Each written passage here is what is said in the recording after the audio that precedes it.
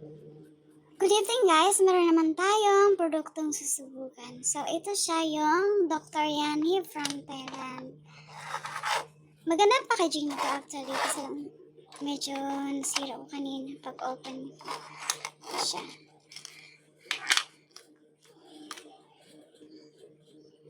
Ito ang kanyang laman. Meron siyang sabon. Ito yung kanyang sabon guys. Sabon. Ang kanyang sabon, ano lang siya, kulay orange. Ganito siya. Usually, wala siyang amoy.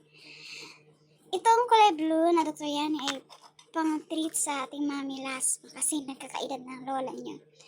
So, sa set na to, meron siyang tatlong cream. Tatlo siya actually. Okay. Una, gagamitin natin ito sa ating paghihilamos. Itong sabon. Sumunod, tutuyuin mo maigi ang iyong mukha. Lalagyan mo nitong aloe vera. Siya guys, aloe vera. Ang kanyang night serum. Pagkatapos niyan, lalagyan natin siya ng collagen. Ito siya yung transparent yung laman. Ito yung collagen guys. Collagen. And then, pagkatapos nating lagyan ng collagen, papatayin natin ang ating mukha. Maglalagay na tayo ng turmeric. Yung turmeric, ito yung kulay orange.